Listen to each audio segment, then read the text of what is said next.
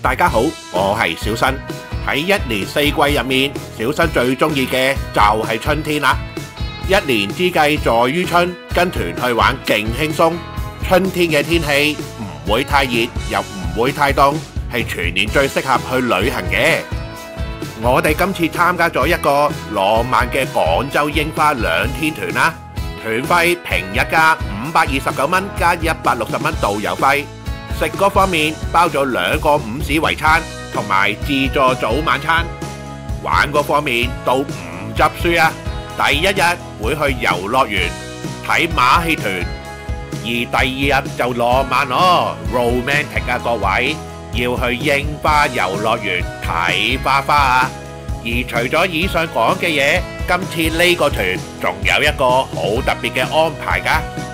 我哋今次跟嘅旅行社叫做想旅遊，佢哋嘅其中一個特點就係大部分團都可以選擇喺香港出發㗎。太子、沙田、大埔呢3個地點揀其中嘅一個都可以上車㗎。而小新今次玩下新意思，先嚟個大劇院嘅朋友，大劇透。呢個團係直接可以用食得好、服務好嚟形容㗎。點解小新咁有信心講呢句？而家我哋一齊嚟望下啦！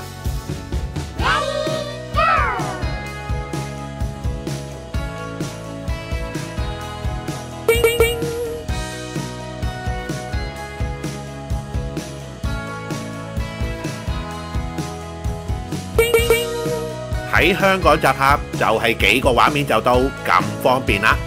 而全程係會坐2部旅遊巴士嘅，喺香港路段會坐想旅遊自己嘅巴士，啲座位應該翻新過㗎，又新淨又實淨，但係啲位就會比深圳嘅旅遊巴窄少少。跟住落嚟就會見到第一個好服務啦，其他嘅廣東團小新從來只會見到一個導遊嘅啫，但係想旅遊如果報名人數多嘅大團，係會派埋領隊，即係2個人服務大家㗎。喺人工貴嘅今日，我估冇幾多其他嘅廣東團可以做到呢一點咯。而喺沙田同埋大埔接齊隊友之後，最尾係會喺蓮塘口岸過關嘅。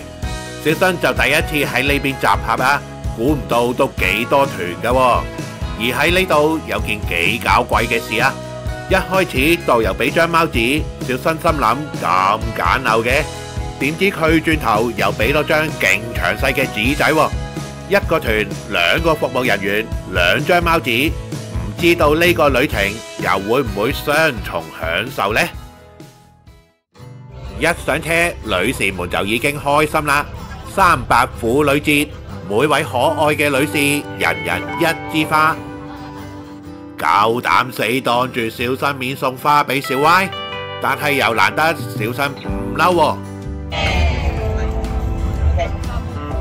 9點半左右開車出發，而去到廣州要差唔多3粒鐘啊，所以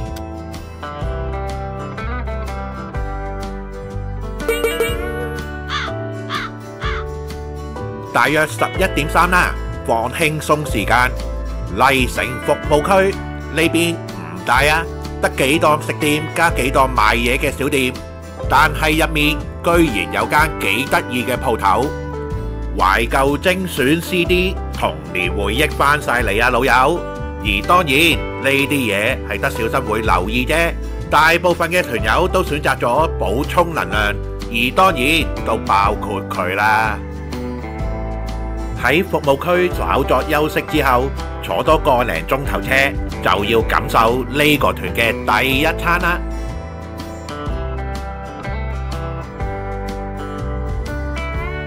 呢間餐廳叫做聚福樓，美團評分有4.7星咁高分，睇個場面應該都幾多本地人嚟食飯嘅。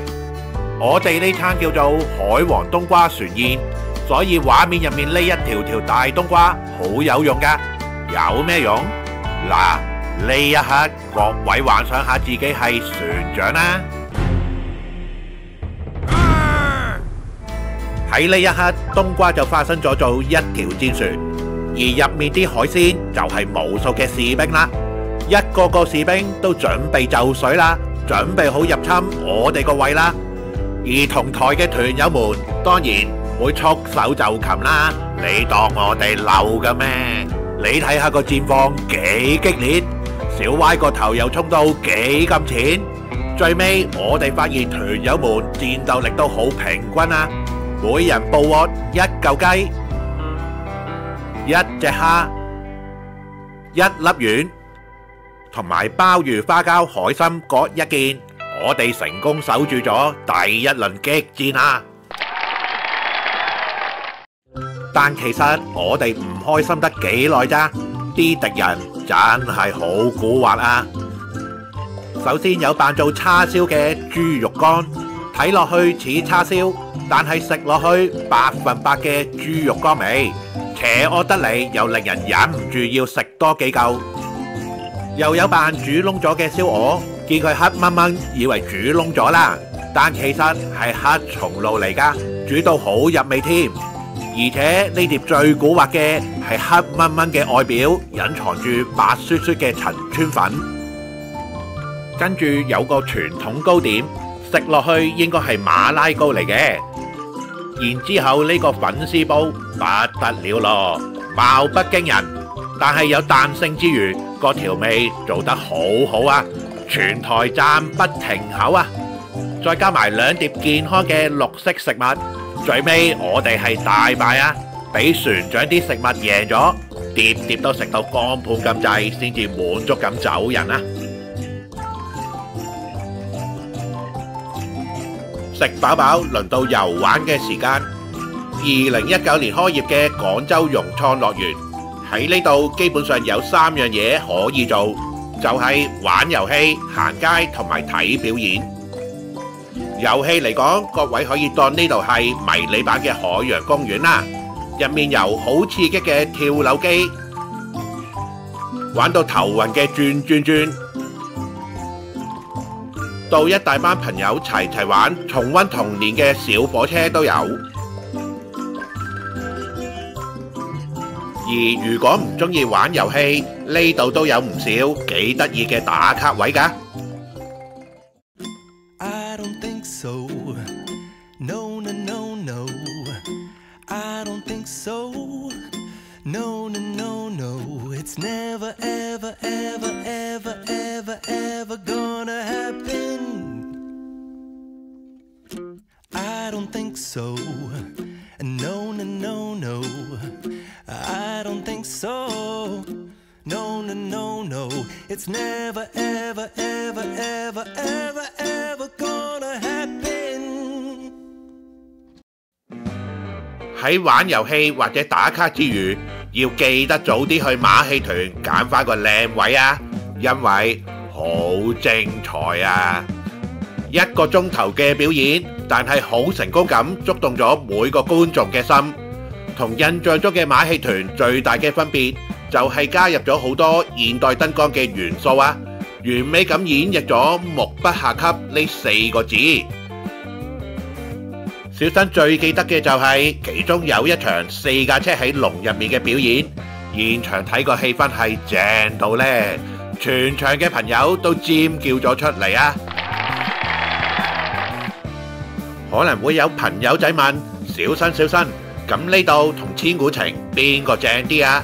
小新就覺得千古情嘅場面會震撼啲，表演嘅人數會多啲，同埋會偏向講歷史嘅故事。而呢一邊就比較多高難度表演，同埋會比較多同觀眾嘅互動啦。5點3左右睇完表演，返酒店食自助餐。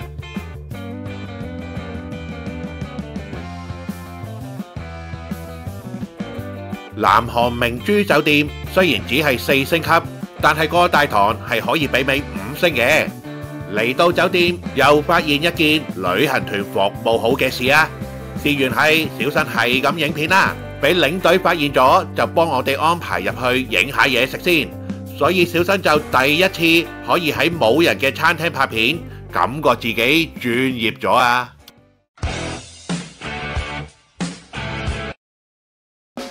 喺嚟之前，小新上網睇見到呢度嘅自助餐140蚊啫，所以本身係冇乜期待㗎。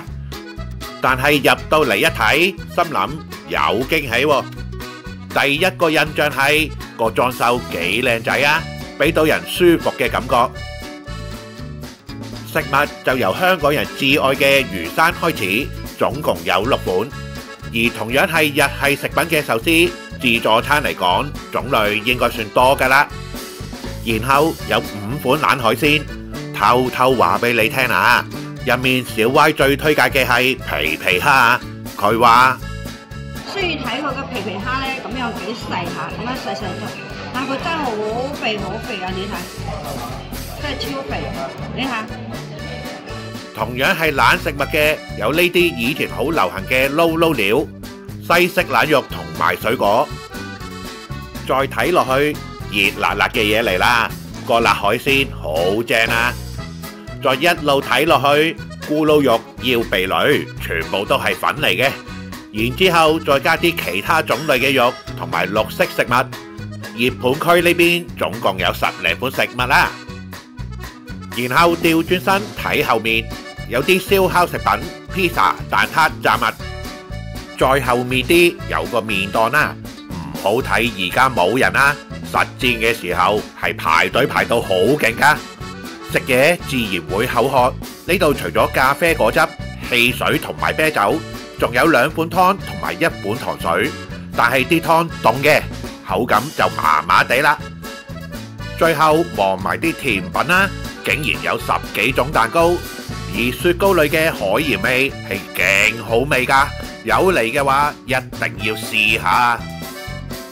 整體嚟講，以140蚊呢個價錢，我哋覺得呢度比得上深圳200至300蚊嘅自助餐，有驚喜咯。食飽返上去鬆一鬆，又睇下間房係咩質素先。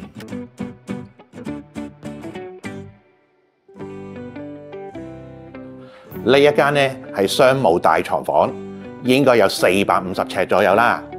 呢張床就有1.8米嘅，夠大張，小歪就好滿意啦。再行過嚟呢，左手邊有一張工作台，小新等陣就可以喺呢邊剪下片啦。右手邊呢樣嘢就真係為小歪設計㗎啦，大梳化，等陣佢就喺呢邊一邊玩手機，一邊喺度督促小新喺度剪片啦。出面個景而家呢就應該係夜晚就睇唔到㗎啦，所以我哋就要行返轉頭啦。呢邊有個雪櫃仔，小歪就已經雪咗啲嘢喺度咁樣㗎啦。跟住又好正常咁樣有2支水啦，有啲煲熱水嘅嘢啦。再行過嚟，浴袍都有嘅。左手邊劉德華，唔係，係小新嘅倒影。呢邊有個洗頭盤嘅，啲水一出就係熱㗎啦 ，very good。跟住左手邊就係一個浴缸啦，右手邊馬桶。廁所嚟講呢，就真係10分之大㗎啦。而整體嚟講呢，呢度嘅裝修感覺上都好新淨，好舒服下咁樣咯。呢間房我估最令老友記失望嘅就係部電視啦，大就大啊，50寸咁上下啦，但係冇 TVB 㗎，所以如果唔啱睇本地電視台嘅話，我估就要坐車出返去市區玩，或者早啲瞓覺豬啦。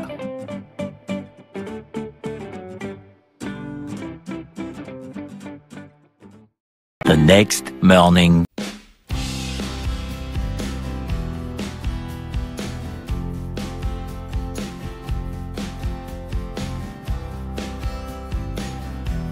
早餐係去返尋晚間餐廳，而入面有1大半嘅嘢係同尋晚一樣，所以呢度就只講下重點啦。早餐嘅款式有20零30種，其中麵包多咗選擇啦。熱盤裏都換咗啲適合早餐食嘅嘢。粥麵檔依舊排到成行成市啊！拎碗麵真心不易啊！反而係炸物有驚喜喎，炸香蕉，炸得外面酥脆，入面鬆軟得嚟，焦糖味濃，幾得意㗎！小新就建議，雖然係自助早餐，但係唔好食得太飽啦，因為下一個行程就係午餐，而且係美味的午餐啊！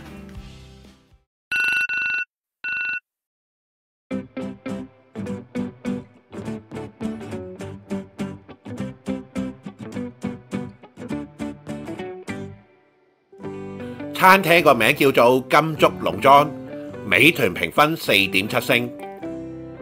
先聲奪人嘅係竹蓋大盤魚，尋日午餐同埋呢一餐嘅海鮮份量都好足啊！大家一齊嘅感覺上係零舍熱鬧嘅，而海鮮嘅口感都幾滑幾鮮甜。跟住呢個，我諗各位都估唔到係咩嚟㗎啦，竟然係鍋巴牛肉。撈汁嘅鍋巴，各位見過未啊？但係味道又出乎意料咁夾喎，酥脆又鮮甜，好好食啊！而最後一樣想主力講下嘅嘢就係隻雞啦，肉質滑，調味做得唔會太鹹，將食雞升華咗做一種享受。至於其他嘅餸，外表雖然平凡，但係都好好食㗎。呢一間餐廳絕對入到小新食過嘅圍餐前3名，而同台嘅團友們就以呢個畫面嚟撐小新啦。食完滿意嘅一餐，我哋就出發去最後一個景點啦。施主，你喜歡花嗎？我喜歡2種花。你喜歡什麼花？我喜歡有錢花和更多錢花。最後一個景點櫻花遊樂園，但係小新發覺睇花係所有景點入面最睇運氣嘅，宣傳嘅影片係咁，但係我哋嚟嗰日天氣唔啱，現場嘅環境係咁。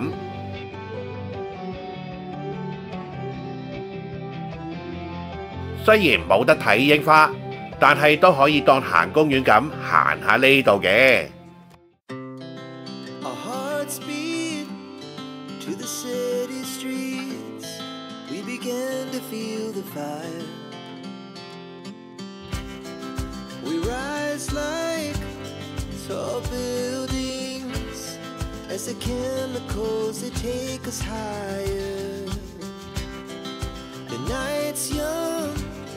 And it's just begun as she puts her hand in mine.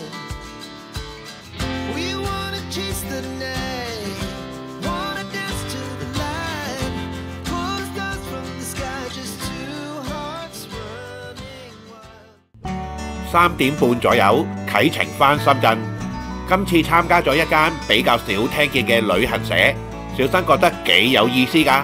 係意料之外嘅好服務質素，導遊全程講笑氹團友開心，導遊自助餐時間係咁巡嚟巡去關心團友，呢啲嘢小新冇講啫，在心中啊。而當然小新都只係第一次參加想旅遊嘅團啫，冇辦法好中肯咁評論佢哋到底好唔好，所以參加過想旅遊嘅朋友歡迎留言啦。好啦，今集就到呢度啦，下集再見啦，拜拜。